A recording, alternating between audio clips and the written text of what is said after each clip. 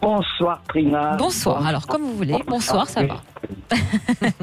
Bienvenue Roland. Je suis encore très content de vous avoir. Je vous avais dit que vous étiez mon rayon de soleil. Mais je me souviens de ça, le rayon de soleil, et c'est pas tous les jours qu'on l'entend quand même. Oui, mais c'est vrai, c'est sincère. Voilà. C'est très gentil Roland. J'ai eu l'honneur d'être le premier auditeur à passer avec Vérone. Voilà. D'accord, mais quelle mémoire. Il y a un an, je n'ai pas oublié. Voilà, bon, eh bien, les prévisions se sont avérées exactes. D'accord. Alors voilà, je raconte un petit peu. Vérone me dit, voilà, vous allez rencontrer quelqu'un, soit dans une bibliothèque autour du livre. Ma réponse a été, ça m'étonnerait, je ne vais pas dans les bibliothèques. Oui, c'est vrai, je me souviens. Je lis très peu. Eh bien, c'est bien quand même autour d'un livre, enfin, disons plus exactement, j'ai eu beaucoup de poèmes et d'écritures de la part de cette personne. Donc, la transition a été très rapide pour moi. J'ai dit, ça y est, c'est une prévision vraiment exacte. Voilà. La personne c'est une très belle personne sur tous les plans. L'inconvénient, il y a toujours des petits inconvénients. Elle est à 1h30 de route. Nous ne voulons pas vivre ensemble, donc pour moi c'est compliqué. Et deuxième complication, elle a une charge familiale un petit peu lourde. Voilà. D'accord. Est-ce qu'on peut savoir ce que c'est cette charge familiale ou... Eh bien, c'est sa fille qui a un lourd handicap. D'accord. Voilà. Ce qui explique qu'elle ne peut pas déménager. Voilà, elle doit s'en occuper beaucoup. C'est ce qu'elle fait. Je comprends. C'est une maman avant tout. Et je respecte ça. Mais est-ce que la distance l'empêche de faire des projets avec vous ? Non, en fait, elle ne peut pas se rapprocher de moi. Moi, je suis très attaché à ma maison et ma région. Voilà, donc c'est 1h30 de route, mais elle les fait. Elle peut venir vers moi, mais bon, alors j'ai toujours eu dans l'idée de trouver quelqu'un. Et d'ailleurs, je le lui ai dit. Une fois, j'ai voulu cesser la relation. C'est elle qui m'a relancé en me faisant comprendre, puisque je n'avais personne, qu'on continue à se voir. Et je lui ai dit que j'allais dans l'été dansant, et que, même toujours à cette recherche. George ne fait rien dans son dos parce que je vais être très carré sur cette relation. Voilà. D'accord, mais quand vous lui aviez dit que vous vouliez arrêter la relation, c'était par rapport à la distance ? Oui, je lui ai donné toutes les raisons, surtout la distance en premier. Voilà. D'accord. Alors, Vérone, est-ce que vous ressentez que cette histoire va pouvoir durer malgré la distance ? Alors c'est une belle histoire quand même, Roland. Mais c'est vrai que quand je regarde quels sont vos souhaits par rapport à une relation, vous avez quand même besoin d'un quotidien de proximité. Je vous dis pas un quotidien effectivement pour vivre avec la personne, mais en tous les cas un quotidien de proximité et effectivement d'avoir comme quelqu'un de plus proche que vous au niveau géographique. C'est une belle histoire, il y a des belles racines de base. C'est vrai que je la trouve charmante, même elle est aussi passionnée, même si elle peut être parfois un petit peu têtue et s'accrocher aux choses.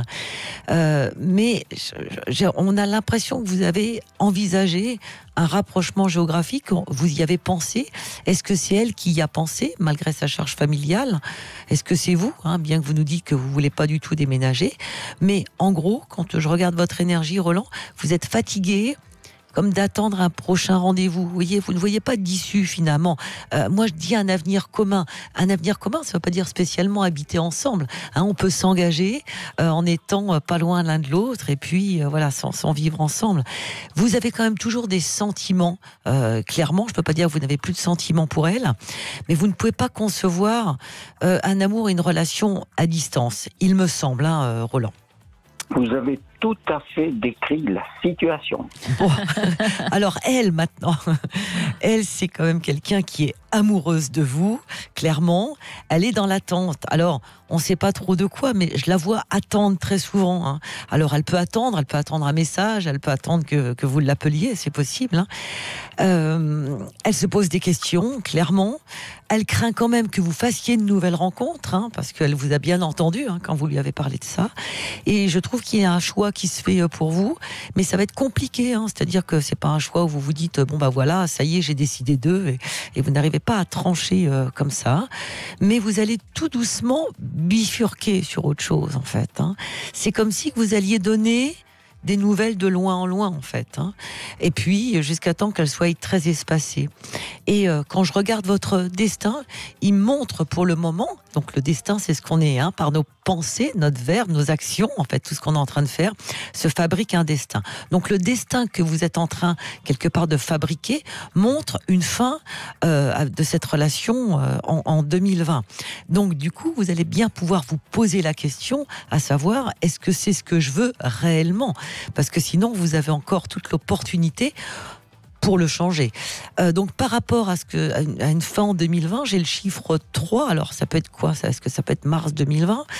3 mois, ça m'étonnerait que ça soit décembre quand même, parce qu'on ça ferait un petit peu loin, mais pourquoi pas, hein, j'ai le chiffre 3.